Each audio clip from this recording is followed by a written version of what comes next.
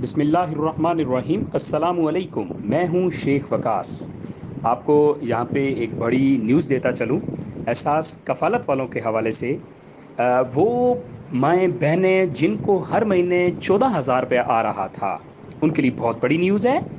उनको अब 14,000 रुपये नहीं, 18 तारीख से इनको पेमेंट मिलना शुरू हो जाएगी। 16,000 रुपया।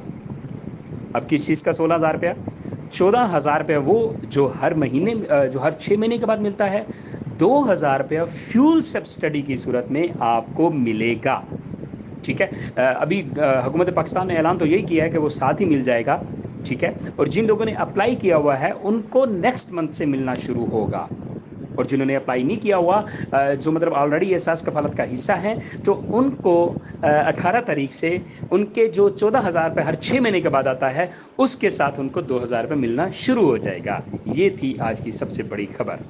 और वो बहनें जिनको ऑलरेडी मिल चुके हुए हैं, उनको रूटीन से जो है नेक्स्ट मंथ मिलेगा, जिनको 14,000 रुपये मिल चुका हुआ है। ठीक है। और जिनको नहीं मिला, जिनकी किस्त मतलब यानी कि ये जून के 15 तारीख के बाद, अब कल के बाद जो शुरू होनी है, उनको उसी 14,000 रुपये के साथ उनको वो 2,000 रुपये भी मिल जाएगा।